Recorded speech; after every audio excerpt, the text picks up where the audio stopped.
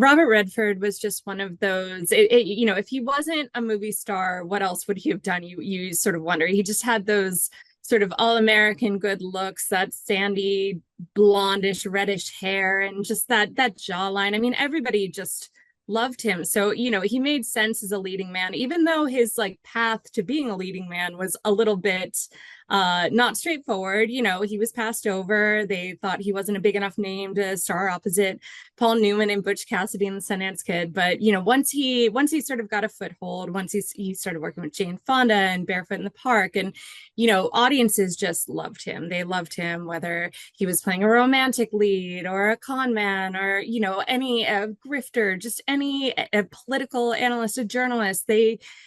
He became one of the biggest stars very, very quickly, and it just never went back. Yes, I got to interview Robert Redford a few times.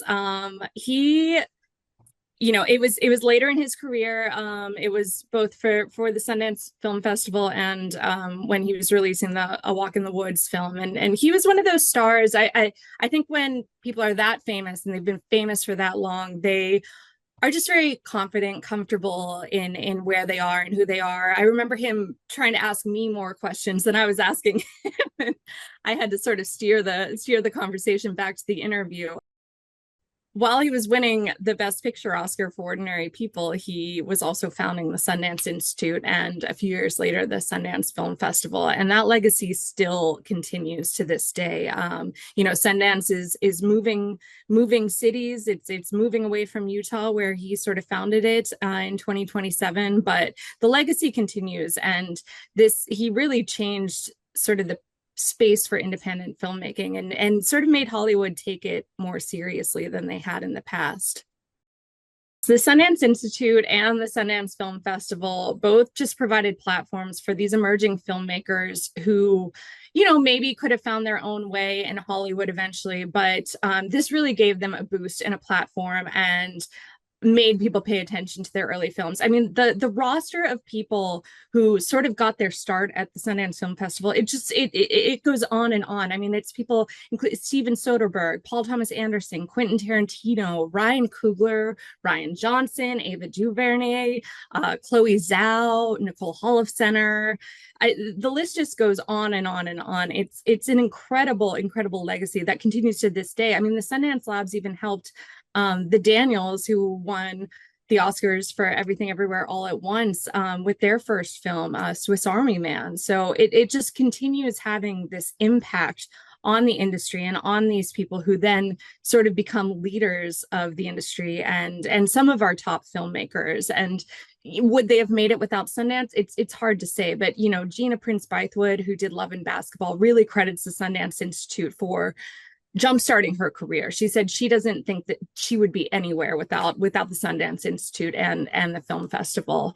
And it's just really a testament to that space that they created to provide creativity, to nurture independence, and to do so without the pressures of big Hollywood business. Yeah, I think by the time I started covering Sundance, he had sort of started stepping back a little bit. It was past the sort of heyday of the gifting suites and indie boom 90s. And he was getting a little reticent about what he'd created and whether it had grown too big or too commercial, and if they were still embracing the spirit of the festival that he founded.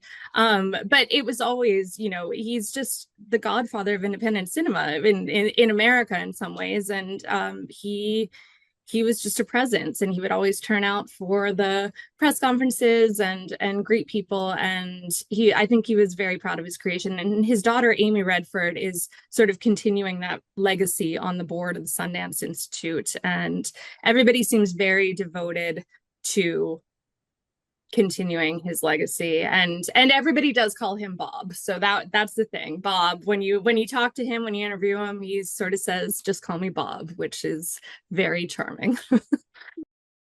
Robert Redford for a long time has been politically motivated. He has championed environmental rights, indigenous stories. He is just out there lobbying for things that he believes passionately about. Even his land that he bought in Utah, many thousands of the acres that he purchased are just devoted to a wildlife preserve. So he really puts his money where his mouth is, and sort of provided a model for how to be one of the biggest stars in the world, while also supporting causes that you believe in, whether again it's Indigenous rights or LGBTQ issues.